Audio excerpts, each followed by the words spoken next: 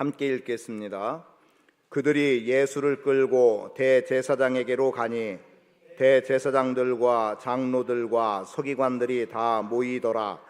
베드로가 예수를 멀찍이 따라 대제사장의 집들 안까지 들어가서 아랫 사람들과 함께 앉아 불을 쬐더라. 대제사장들과 온 공회가 예수를 죽이려고 그를 칠 증거를 찾되 얻지 못하니 이는 예수를 쳐서 거짓 증언하는 자가 많으나 그 증언이 서로 일치하지 못함이라. 어떤 사람들이 일어나 예수를 쳐서 거짓 증언하여 이르되 우리가 그의 말을 들으니 손으로 지은 이 성전을 내가 헐고 손으로 짓지 아니한 다른 성전을 사흘 동안에 지으리라 하더라 하되 그 증언도 서로 일치하지 않더라. 대제사장이 가운데 일어서서 예수에게 물어 이르되 너는 아무 대답도 없느냐? 이 사람이 너를 치는 증거가 어떠하냐? 침묵하고 아무 대답도 아니하시거늘 대제사장이 다시 물어 이르되 네가 찬송받을 이의 아들 그리스도냐? 예수께서 이르시되 내가 그니라. 인자가 권능자의 우편에 앉은 것과 하늘 구름을 타고 오는 것을 너희가 보리라 하시니 대제사장이 자기 옷을 찢으며 이르되 우리가 어찌 더 증인을 요구하리요? 그 신성 모독하는 말을 너희가 들었도다. 너희는 어떻게 생각하느냐 하니 그들이 예수를 사형에 해당한 자로 정죄하고 어떤 사람은 그에게 침을 뱉으며 그의 얼굴을 가리고 주먹으로 치며 이르되 선지자 노릇을 하라 하고 하인들은 손바닥으로 치더라. 아멘.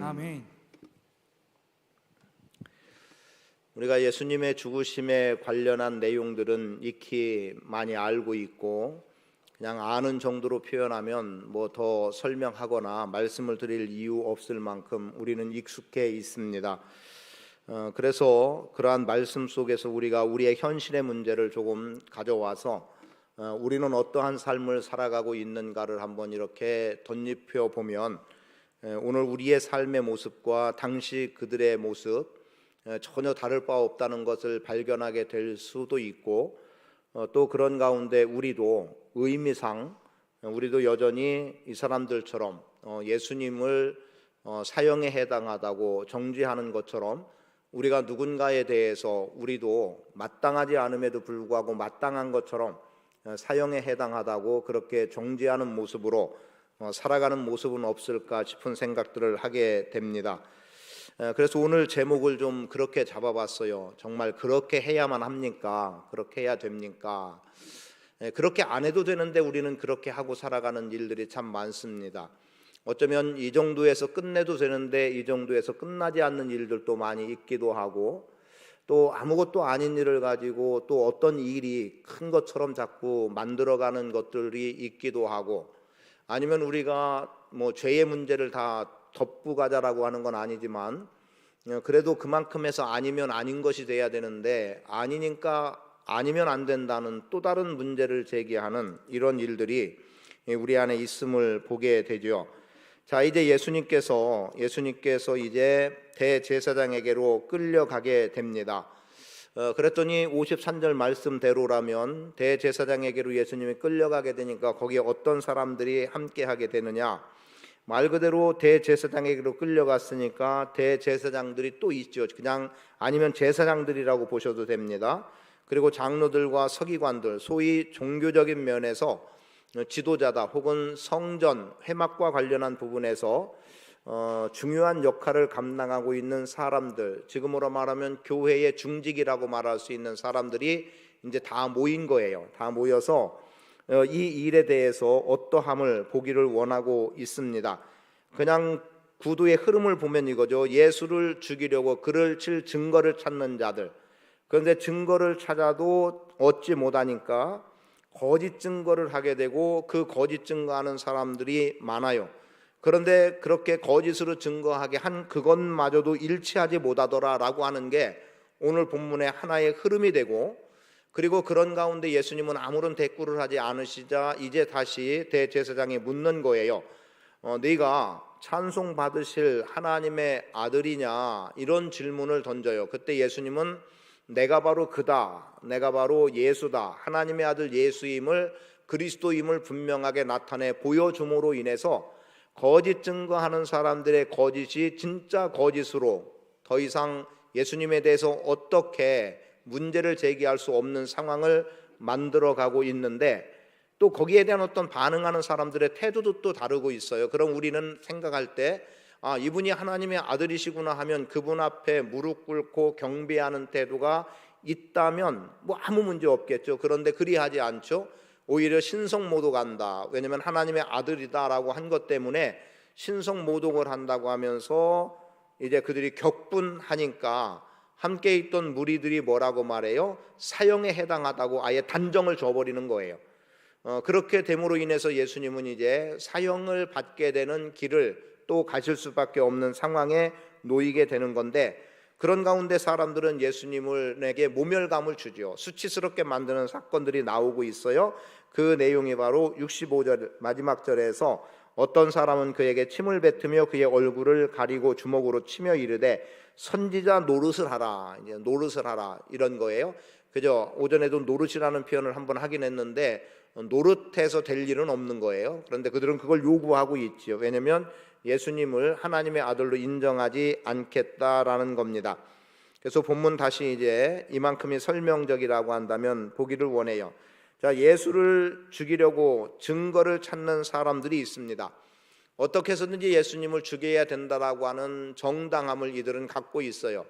왜냐하면 그것은 예수님께서 굳이 어떤 말씀을 잘못 가르치시고 또 예수님의 행위에서 무엇인가 문제가 드러날 일이 없음에도 불구하고 이들은 예수님은 어쨌든 하나님의 아들로 인정하고 싶지 않은 것이 그들의 주된 목적이에요.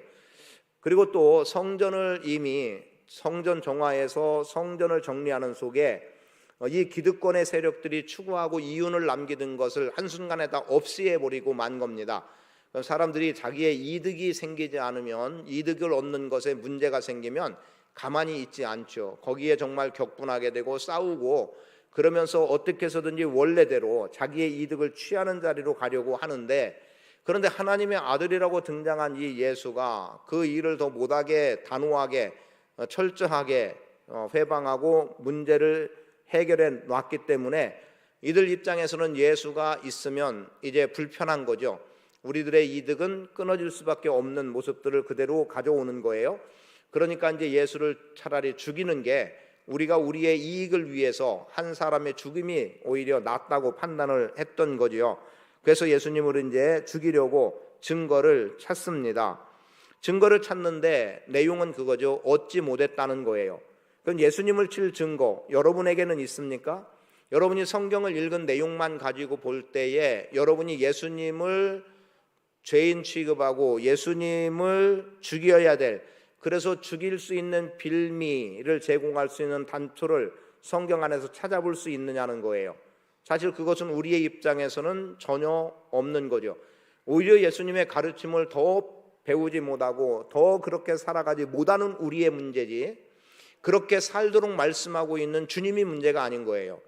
우리는 내가 행하지 못하니까 자꾸 나에게 어떻게 행하라고 하는 것에 대해서 반감이 일어나고 때로는 대적이 되고, 그죠? 자, 주님이 원하는 기준선이 있어요. 우리가 그 기준에 미치지 못하니까 자꾸 여기에서 문제가 되는 거지, 우리가 미치는데 이걸 문제라고 보진 않아요.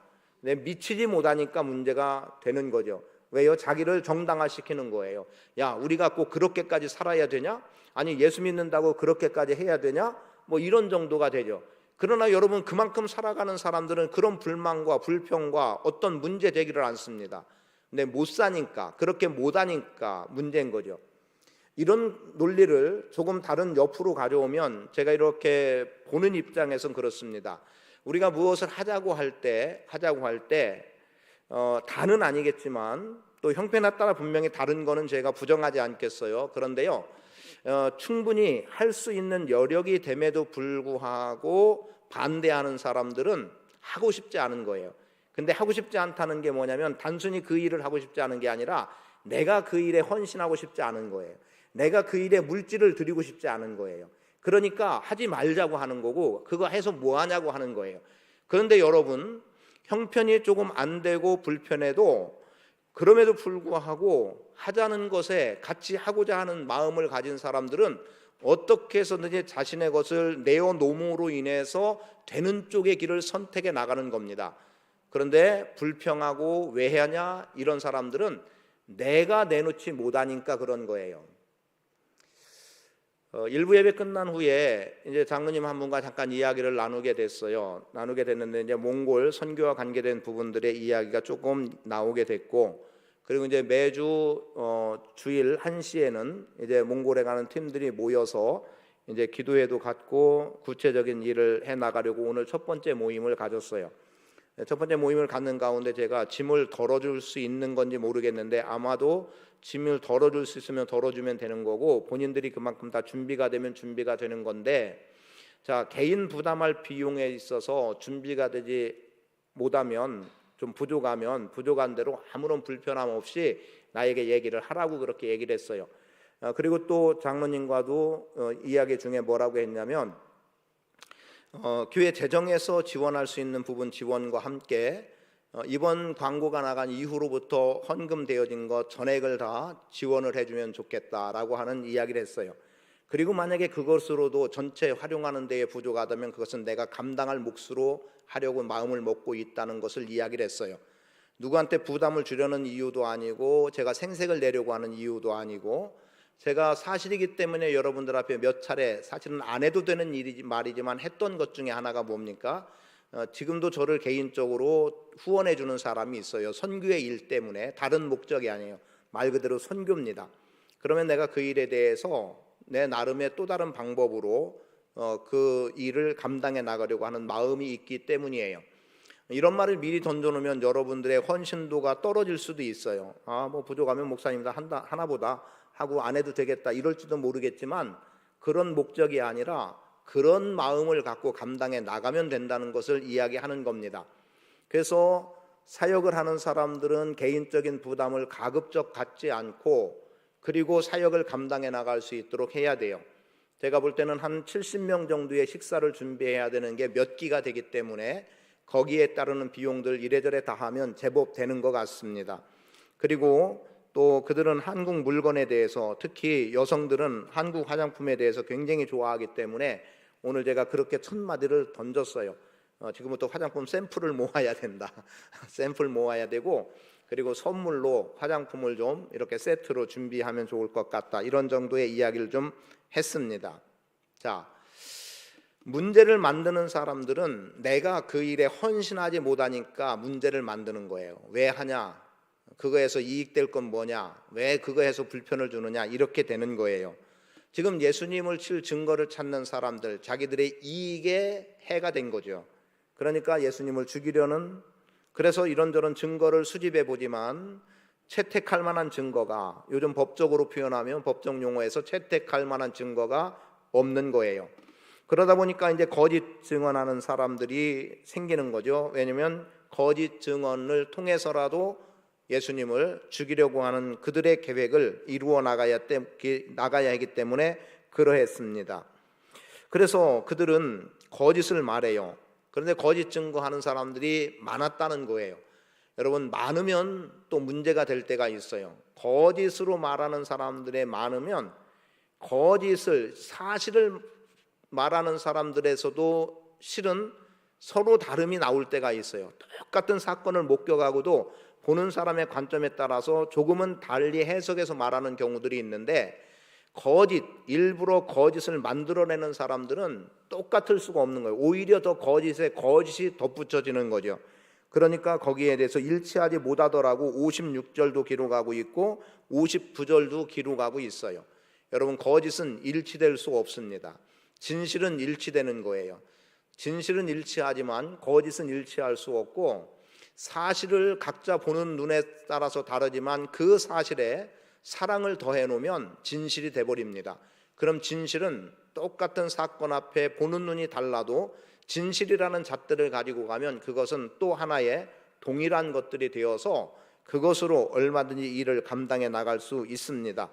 그들의 일치되지 못함은 증언을 찾지 못했던 것처럼 일치되지 못한 이유는 거짓이기 때문에, 그러면 일치되지 못하는 건 증언으로 채택이 될까? 그것도 안 되는 거죠.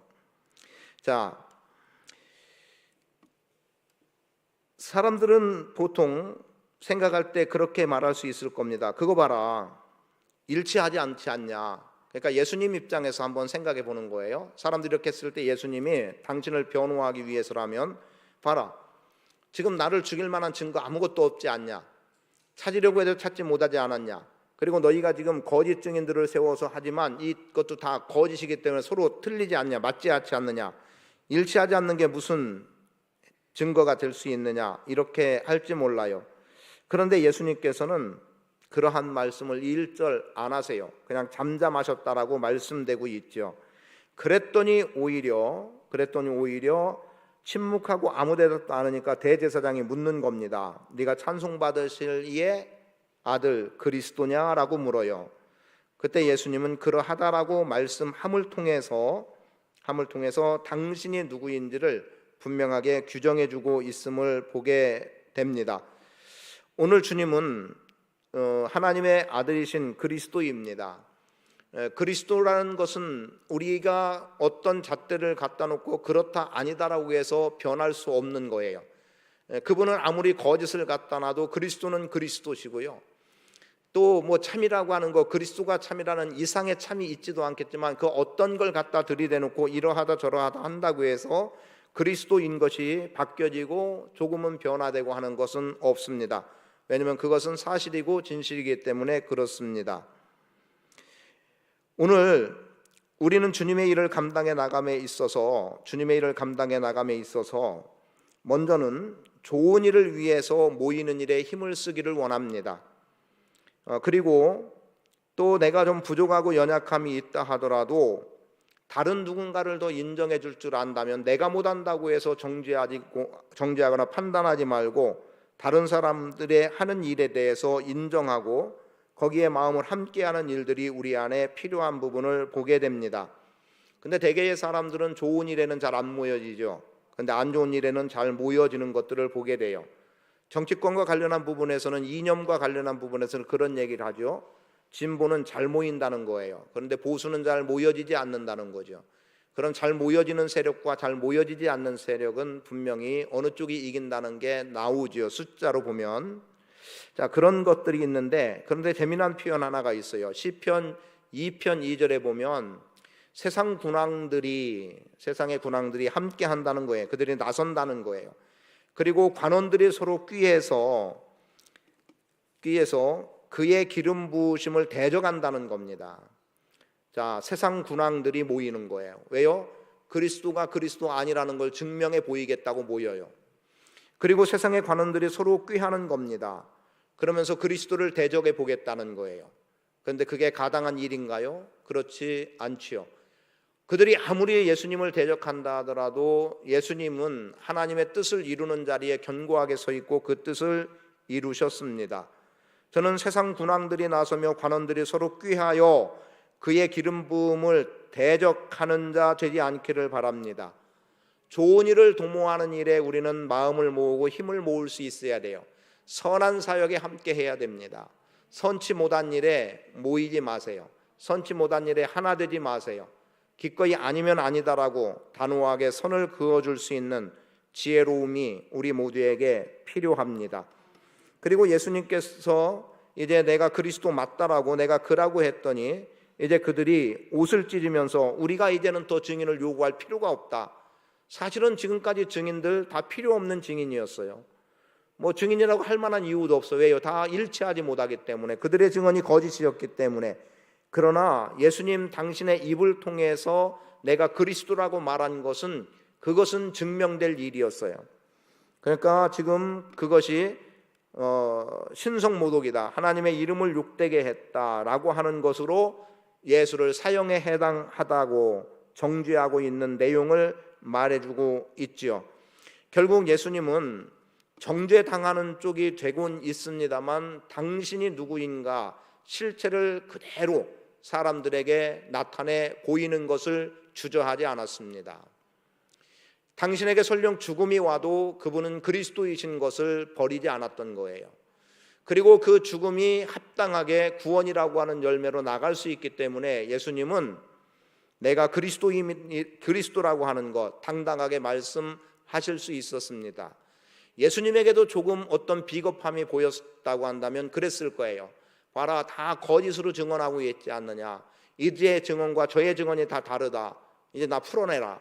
나는 그리스도도 아니고 나는 너희가 정죄할 어떤 일도 하지 않았다라고 그 길을 외면하셔도 피해서도 될 수 있을 겁니다. 그런데 예수님은 그걸 선택하지 않는 거죠. 왜냐하면 예수님은 분명하게 하나님의 뜻을 이루기 위해서 오셨고, 그리고 당신의 영광의 때가 죽음의 때라고 하는 것을 분명하게 선언해 주셨기 때문입니다. 예수님은 죽음을 두려워하지 않고 그 일을 걸어가셨습니다. 여러분, 예수님이 그리스도라고 하는 데까지 더 무엇라고 할 이유가 없어요. 정말 대제사장이 그래야만 했을까? 자신의 입으로 물었잖아요.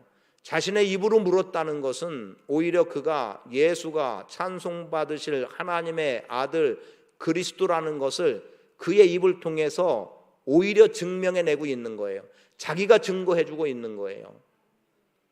여러분, 때로는 실수같이 보이는 것도 그 실수를 통해서도 우리가 온전하게 증거되고 증명될 수 있는 거예요.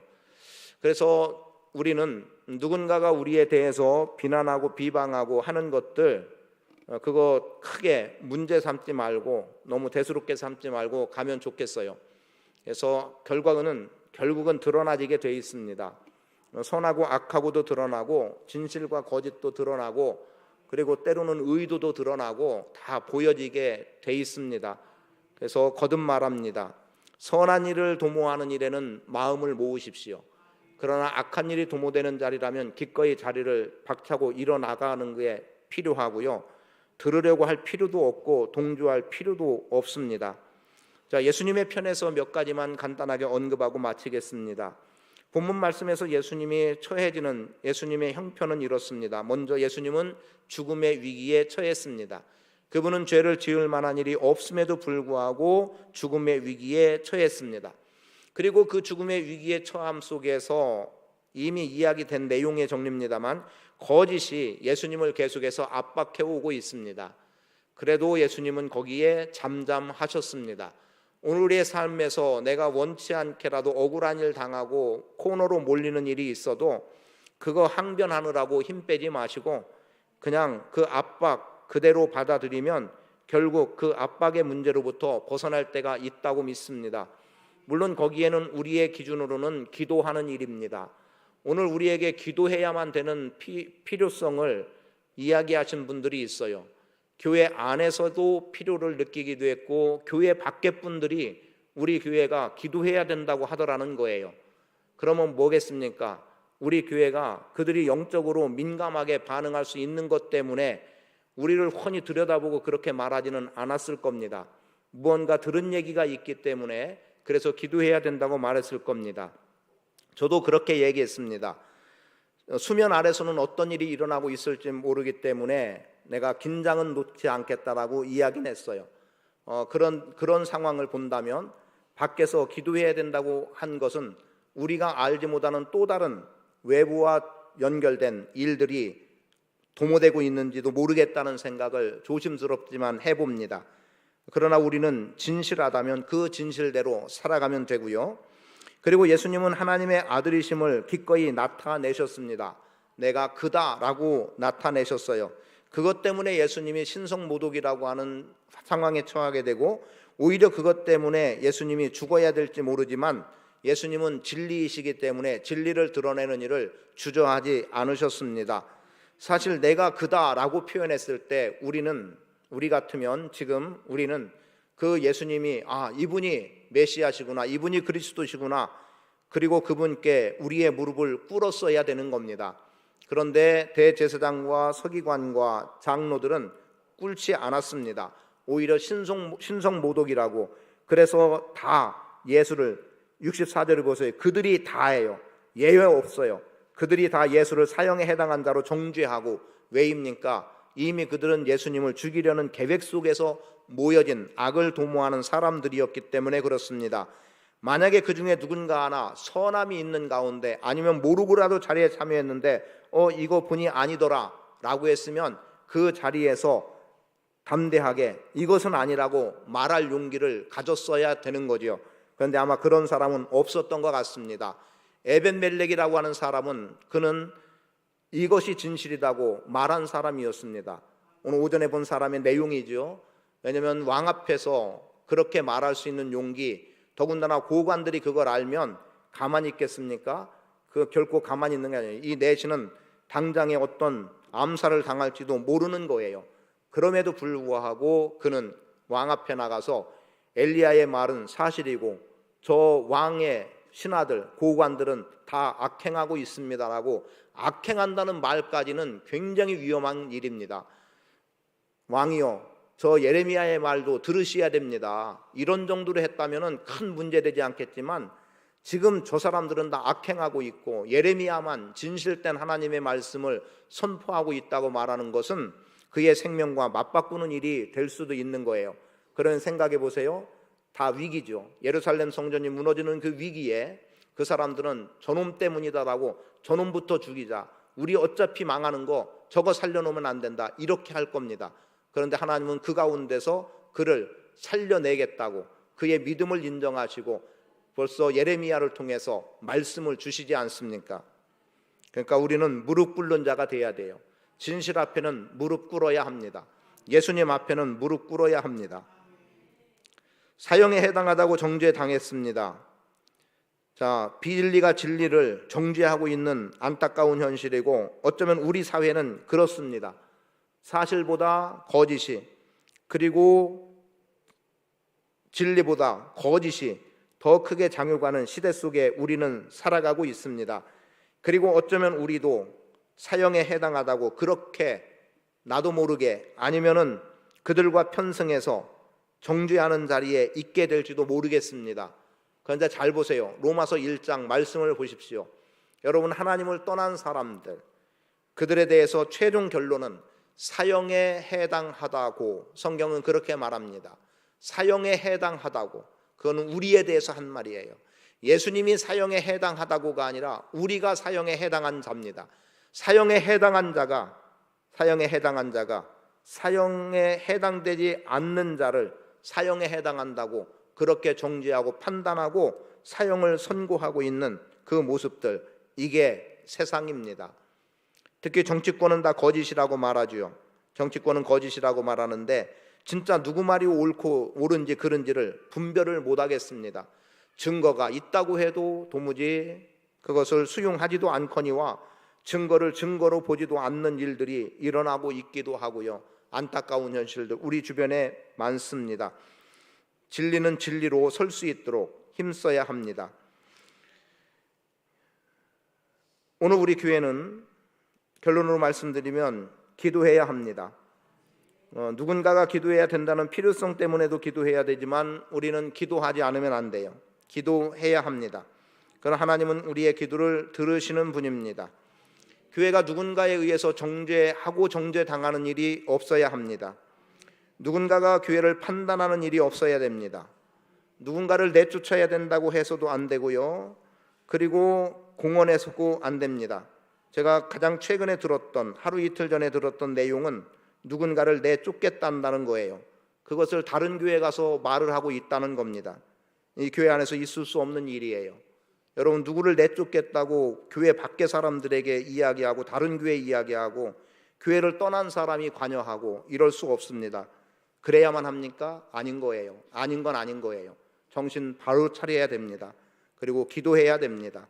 그리고 잘못 나가면 당당하게 잘못이라고 말해주고 길을 막아야 됩니다. 그게 교회가 사는 길이고 교회가 변화되는 길입니다. 그럴 수 없습니다. 그래야만 하는 일은 전혀 교회 안에서 있어서는 안 됩니다. 하나님 고맙습니다. 오늘도 주시는 바 은혜 속에서 저희들 힘 얻어 살아가기 원합니다. 주님 온전히 바라보고 진리이신 예수 그리스도 안에 서야 되겠습니다. 하나님, 우리가 자칫 거짓 증인 되지 않도록 주여 우리를 지켜 보호해 주시옵소서. 우리도 진리를 거짓이라고 말하며 사형에 해당하다고 정죄하는 일 없도록 주님 붙잡아 주시옵소서. 교회가 깨어 기도하게 하시고 근신하게 하시고 돌이켜 회개할 것 회개하게 하시고 교회 안에 누구도 누구를 정죄할 사람 있어서는 안 됩니다.